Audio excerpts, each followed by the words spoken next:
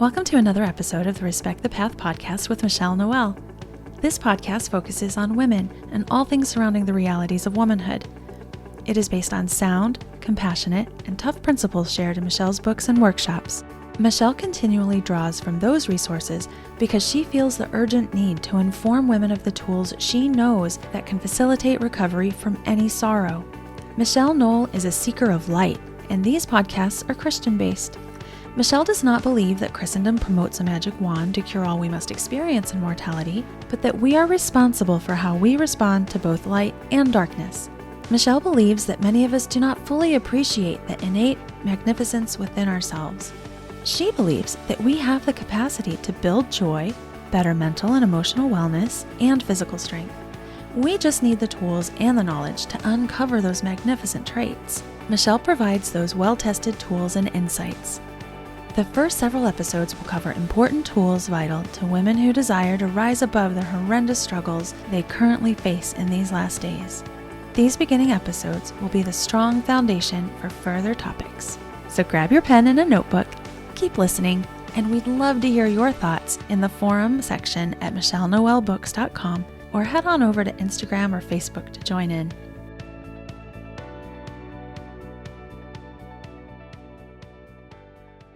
Welcome to Respect the Path podcast. I'm Michele Noel, and I'm glad that you've joined us today. This is podcast number 4. And in podcast number 3, we had a little bit of an assignment, which was that you consider the two or three things that bother you, triggers, so to speak, that are in the pre-thought bucket that bounce out every once in a while. Everybody has those things, and everybody needs to pay attention to them so that we can focus in the thought work, the actual thought work. And so that's just a little exercise that I hope you went ahead and journaled about last night. The reason for all of this talking that we do is to set the stage for the most important tool of recovery, which is the actual work of changing the way we think and putting a different discipline into play. A discipline that empowers our thinking mind and moves us from being slapped around by other people's behaviors or by our pre-thought bucket and what's buried in there, or the abuses we have endured in a lifetime, wherein we learn in this discipline how to physically and mentally train our brains to think in light-promoting channels. Now, in Christendom, we are constantly told to be grateful, to be hopeful, to not think ill of others, to judge righteously, etc., etc., and to stop focusing on our victimhood or our blaming or our paranoia or the troubles we have or the negative attitudes or anger or whatever. While I was searching for recovery, while addicted, and while I was white-knuckling my addiction, I got so sick of hearing those admonitions. And I don't mean that in a terrible way. I just got tired of them. They would weary me because I did not know how to do that with my mind. So we understand that the addicted brain is damaged. And so there is a disconnect between recovery and the damaged brain. And it doesn't matter what the addiction is. And we're going to talk about the definition of addiction today. I didn't know how to make this brain stop thinking in addictive or repetitive channels. No matter how hard I prayed or begged God to remove these addictions, and everybody has more than one, by the way, they were always there, like a dark cloud in the back of my mind. And it seemed to be blocking my way to healing. So even in the decade of white-knuckling that I was doing, I wasn't using drugs, but my brain was not healing either, at least not at the rate that it could have had we put other things in play. When I found the 12 steps, I knew I was going to heal, but the progress was so slow and very confusing until we developed these thought work methods. The pattern of applying faith in a new way, in a new cognitive way, of thinking, a way of using the tools of physical and mental faith to reduce the space between my mind and heart and the saving grace of the gods. The power of Christ's atonement became a reality in my poor, broken body, mind, and soul. So these podcasts are not the way we can teach the discipline of actual thought work. We need to be able to communicate and look at the diagrams and rehearse and practice the methods which are included in the 3 hours, which are included in also the workbooks provided at the workshops. So the hope is that these podcasts will set the stage and give you elements to think about. Where is your paradigm? Is your paradigm prepared for change? Is it open? Or is it still a little bit tight? This is exciting work, and I care about the struggles of women and families and the addicted and the betrayed brains. Today, we will talk about repetitive thought patterns and rabbit holes, 2 very wonderful topics. Plus, if we have time, the power that the mind has to heal. And so we're going to read a little bit out of Respect the Path regarding addiction, because it's valuable and it's succinct, more succinct than when I talk, that's for sure. All right. It is essential to be clear about the terms addict and addiction. Many publications promote the idea that the term addiction needs to be softened, that it is too harsh or unjustly labels those with just bad habits. Addictions are aggressive and progressive. Doesn't matter what kind. Admitting that our lives are on a painful and dangerous path is the key to a new path. From within the trenches of hard-fought addiction and thought pattern recovery, the definition of the terms addiction or addict is used in a broad, and get this, non-condemning sense. We recognize that there is addiction in us, and then we are on the path to recovery. And it doesn't matter what kind of addiction. Some addictions are more horrific than others, and the recovery takes longer, and it takes longer for the brain to heal in the process, but it's all recoverable. I absolutely do not believe that we have to walk through this life addicted to anything because we have the tools to overcome it, and we're not controlled by those things anymore. Now, our use of the term addict is applied to not only, and this is really important for us at this point, not only the substance abuse of alcohol and drugs, but to any person who regularly experiences negative, repetitive thought patterns that lead to guilt, regret, blame, self-pity, dark sadness, shame, fear, anger, depression, or anxiety. Now, none of us have a perfectly balanced thought patterns.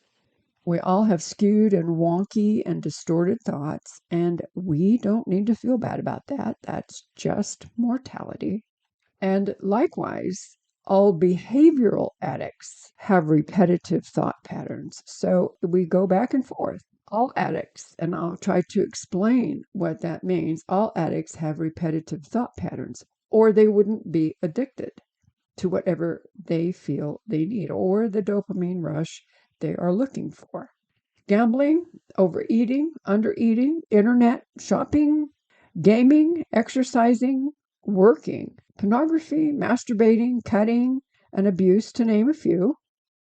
Our term addict or addiction is helpful on 2 levels, and we must not become offended at the definition nor the time it takes to heal. Recovery is a glorious path. So the use of the term addict or addiction is helpful on 2 levels, accountability and ownership. Simply put, without honest accountability, we will never own our behaviors or our thoughts. Thus, there can be no change process, and we've talked about that in previous podcasts. We don't heal from things we won't look at. When the sorrowing mind begins a recovery process, an honest thought and behavior ownership settles in, a new light and hope-filled thought pattern becomes possibility. The door to healing begins to open. Only when that happens has change begun. Thoughts are always musing in the vast subconscious mind. They are born to the forefront of our minds as random thoughts, some thoughts triggered by painful interpretations of what happened in our past, and we talked about that, will come forth uninvited and cause us distressful feelings, which we respond to in a million different ways. So, on top of what we learned about the pre-thought bucket in a previous podcast, we need to understand that our own thought patterns come forth and are developed in a wonky way most of the time. And because we have, once again, attached an interpretation to it that may not be full of truth. We think it is. We hope it is. So we understand that the thoughts that come to us, whether they're painful or they're memories, or they've come from the pre-thought bucket, or they're a thought about something we dread doing today. They all have a pattern. And if they stay in a pattern of destruction, that's where we're headed. So some thoughts are triggered by painful interpretations. And so when we've stored a lot of interpretations and responses to interpretations in the pre-thought bucket, we are living life normal. That's what happens. So what can we do about it? And we respond to these thoughts in a million different ways. And so it can be very frustrating and a jumbled mess. So our mortal minds, remember our carnal thought mind, that's our mortal gray matter mind. They love to entertain soothing lies such as, I'm glad I'm not an addict. What we're going to find out is that everyone has addictive thought patterns of one kind or another. Similar thoughts bring relief to us because we are free to think in any type of repetitive pattern we wish. This is the ease of living in the thought world of naive rationalizations. If we think this is difficult, we're absolutely right, because it's a process, but it can be done with a little bit of study and some thought work. Family members or friends who live or love someone who is suffering from a brain disease of addiction will nearly always suffer from repetitive thought patterns, whether they are aware of it or not. This brings out intense feelings of frustration, guilt, anger, rejection, sadness. This list is incredibly long, and the term codependent is used regarding these sorrows because we need a term of reference to discuss this phenomena. We'll talk more and more about codependency, but what we need to understand here is that the addictive brain patterns, thought patterns, are set. And in our definition of addiction, codependents are never described as co-addicts, even though they have repetitive thought patterns, because they didn't do anything to cause the addict to behave the way they do. They are responding to the addict's behavior in unhealthy ways, but those are responses in their own brain and their coping mechanisms in their own brain, which are needed, or we lose our minds. So when betrayal trauma is in the mix, a new frame of reference for the concept of suffering must be added. So that's a completely different topic, but the doctrines and the disciplines of thought work, while they are more intense for betrayal trauma, they are the same. And it's a matter of studying at deeper levels and doing the work at a deeper level, depending on the level of addiction and the level of betrayal and so many things. So it is a path that everyone takes individually. But in the case where someone struggles, which most codependents do, with repetitive, negative thought patterns, and we'll talk about what that is, of self-pity, let's say, which leads to cycles of depression or anxiety, for example. The thought pattern initiates a brain synaptic, hormonal, and chemically stimulated channel, which takes her to the same sad place. Likewise, when the alcoholic drives past their favorite bar, she begins an argument within her own mind, which ultimately leads to her entering the bar. That's so common. Well, I'll just see who's there. Maybe some of my friends are there at the bar, hiding the idea that we would really like to have a drink or hit a drug if that's our source of drug. And then she'll drive by, and maybe if she sees a car, she'll just say, I'll just go and say hi. I'll just have a Pepsi, and I won't drink, and I'll just say hi. And then this argument continues in the brain, and it wins every time we are in that atmosphere because of the other thing we're going to talk about today, which is rabbit holes.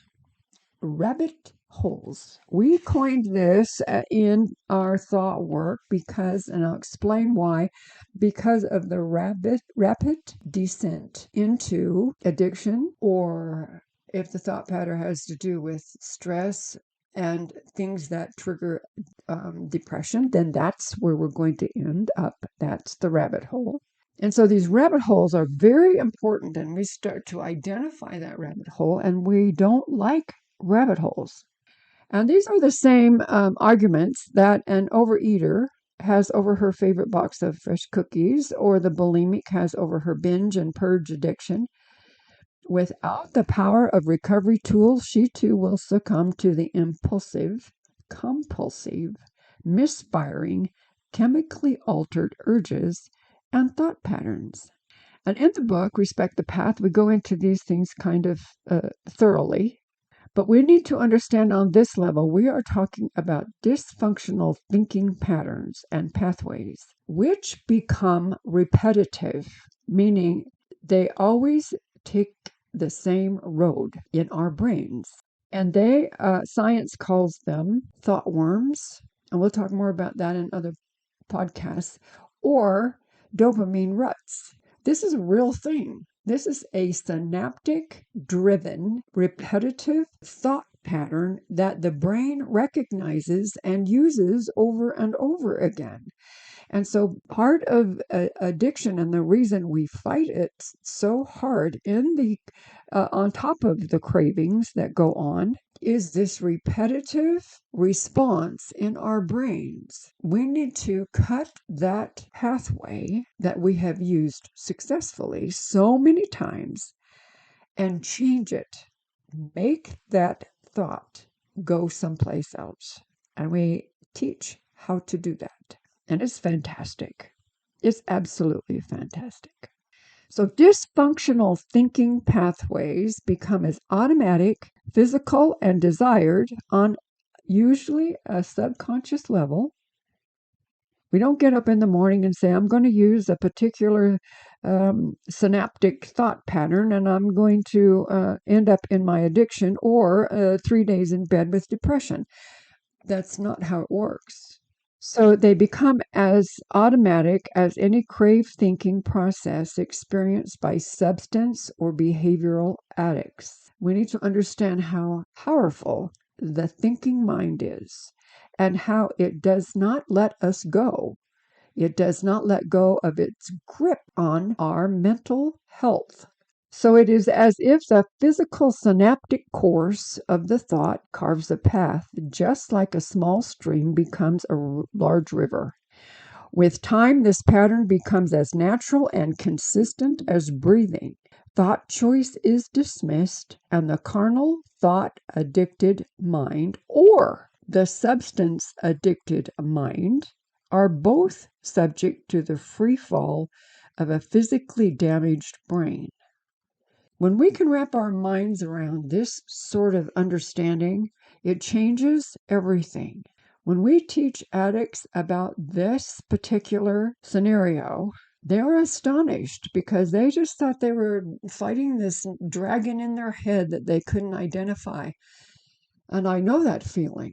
So in this discipline, we challenge all addiction and all negative thought patterns, and we will not succumb to their wonkiness and their misbehaving thought direction that leaves us in the hospital breathing through a paper bag because we've allowed ourselves to go into the anxiety rabbit hole. When we can see the addictive thinking pattern is operable and predictable in every repetitive addiction, we become powerful.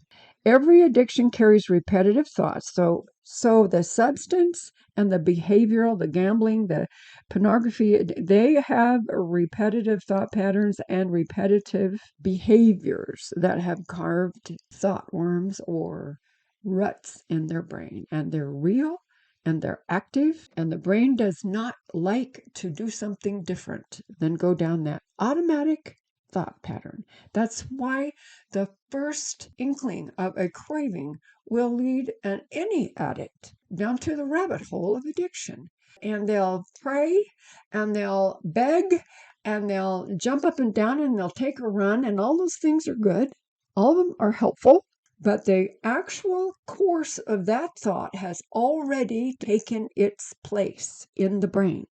It's already at the pit. And so what really addicted people do is just hang on to that rabbit hole until we can't hang on any longer. And then we go use or do the behavior that we don't want to do. And I will tell those of you who work with addicts in your home, and we're going to talk about codependency and how to set behaviors down the road in this, but we talk about them in detail in the workshops, and how to talk to an addict, how to set boundaries for ourselves and for the addict, and to be brave and wonderful, and then recovery if the addict wants to be in recovery. Then there is harmony. There's harmony and peace and hope and Christ in the home. But until the addict makes that choice, even though he's wonky at it, even though he's not good at it, even though he needs to learn these things so that he can have power over that addiction, but there is joy because there is effort. There is faith effort, which brings light into the entire environment of the relationship and of the home. So we're quickly running out of time today, but I want to move on to rabbit holes. So every addiction carries repetitive thought patterns. I've said that 3 times now. If we are willing to accept the truth that uncontrolled thoughts are making us miserable, hard to live with, and spiritually hindered, we are on our way to healing. Thoughtfulness and mindfulness are vital for change. Okay, so those are some of the other tools, mindfulness, etc. But I'm going to talk about this rabbit hole because this is a visual that we all need to have in our minds so that we can grasp the idea of what's going on when a negative thought, a thought we do not want in our heads, when that comes forth from either the database paradigm that something's happened and it's been sent through our paradigm and it's not healthy, or if it's come from a memory pumped forth from the pre-thought bucket, or it's a brand new something awful. And we can know we don't want it in our heads. There's no mystery about what thoughts to keep and what thoughts to redirect. It's such a beautiful pattern because we have very clear understandings.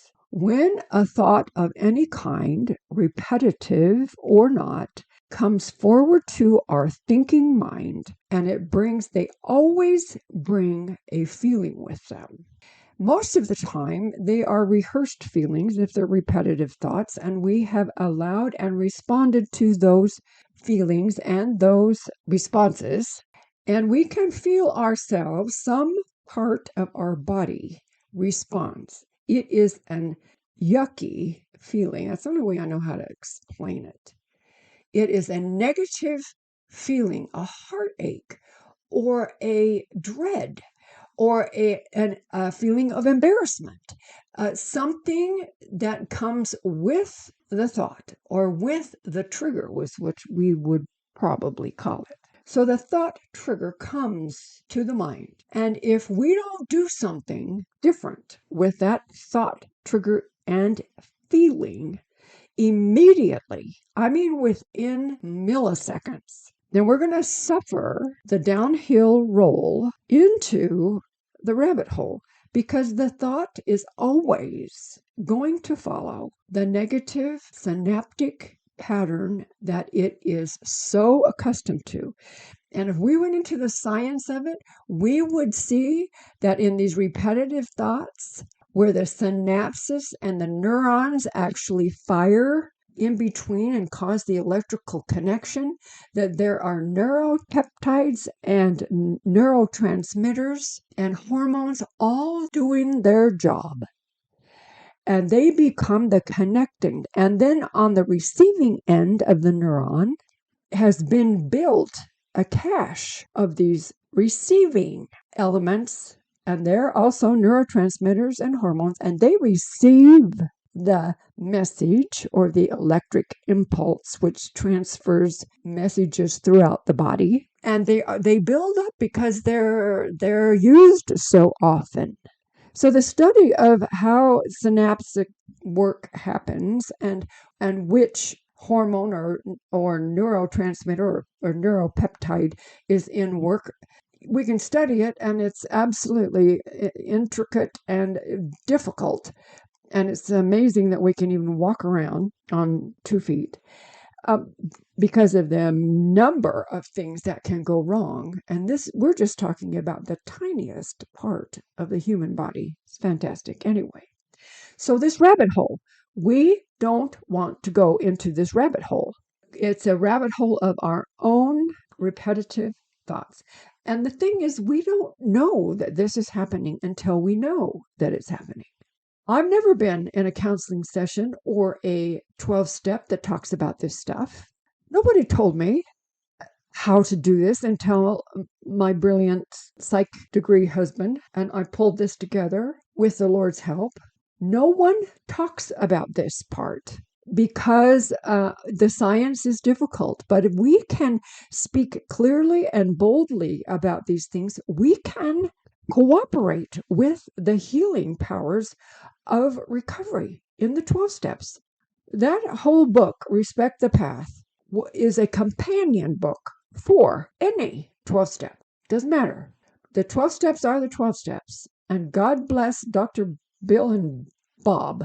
I can't wait to meet them on the other side of the veil. I love their work. If you know anything about their lives and what they went through to bring this 12 step straight from God to us, you need to see the movie. They made a movie or a documentary about it. You'll love it. All right, so if we feel the negative feeling coming, and I got to wrap this up, if you feel a negative feeling coming with a thought, we know we don't want that thought. It's automatic. If it is a loving thought, if it is a wonderful memory, if it brings feelings of peace and gentleness, and we know it's from the Spirit or that it is from a good heart in our hearts, then we keep it and we mull it over and we chew it up and we love it. And let those positive vibrations, and they are vibrations, we'll talk about that later, and it starts to heal the cells in our body. So positive, loving, kind things that happen to us in our memory and in our pre-thought bucket are so health-giving. But most of the time, in this mortal world, we are messed up with the negative end of this. So the thought will take its run down that rut, as it has done a million times, and in our thinking minds, we know it. We know it's going to bring pain and suffering, and probably could be even a month in a depressive hole. I spent a year in one of those holes. That's not a happy thing to think about, but I did not understand that I had power over it. Now, what we do at this point with this rabbit hole is understand what's happening. The discipline of thought work that helps us with this to change the direction of that thought is specific, and it's important, and it's powerful. And we're going to talk about it. But if we end up, this is what happens, we end up in the rabbit hole. And then everybody says, oh, you're depressed, so you need to stop thinking depressive thoughts. Well, it's too late. We're already in the depressive hole that is at the end of those thoughts. So what we're going to do is just understanding what is happening gives us power. And we can say, okay, that anxiety thing going on in my head is going down the rabbit hole. And maybe I don't want to go down there. Maybe I don't just allow it. Maybe I do something different in my head, and you can choose things different to change the path, and be patient until we can get to the thought work stuff, because I do not teach the thought work until there's preparation made so that it is a type of learning that sticks with us, especially if we have repetitive thoughts, or especially if we have addiction, because our brains aren't working normally. They're trying to, but they're not doing very well. So we need the assistance. But I have learned in many situations with working with many women that if they just recognize what it is, that it's a thought coming from the pre-thought bucket that doesn't really necessarily have to be true. Or the other thing that really helps is just the attention of it. If you're having nightmares, and trauma brings on nightmares like crazy. If you're having nightmares, just understanding where those nightmares are coming from, that they're coming from a place in our brains that doesn't have all the information. And we start to relive the trauma because we think we have to, because we woke up in this horrible state of mind. If we plant our feet on the floor and say that isn't necessarily the full truth and go on with our day. Otherwise, we are dragged into another rabbit hole every single day or every day that we have a nightmare. And then for a week, we can't claw our way out of the rabbit hole. There is such joy in this work because of what this does in the brain. But I'm out of time. And I got to go, and you got to go. So I hope that you will take the assignment to examine what the negative thoughts are that go down that rabbit hole. Some women can write them down in a list right there in the workshop. They know exactly what they're experiencing and what they want to get rid of and what they want to control. Others have to think about it. They're not quite sure. And others are still in denial. So just do the work. Do that. So the assignment is to recognize which thoughts or which thought triggers, which couldn't be a lot of the same as we were talking about yesterday. But these are ones that we know end us up in a rabbit hole of depression or an out of control anger, rage, or self-pity, where we are so full of pity for ourselves. And I don't mean that in a demeaning way. Sometimes it really does hurt and it feels awful. But the response to the pity is that we recognize what it is, and then it has less power to dominate our day and our thinking. So let's go with that for today. I hope you'll look at the website and look at the workshops, because that is where the core work is discussed in thought work. And I hope that you will consider these things and join us again. So this is Michele Noel. Have a great day.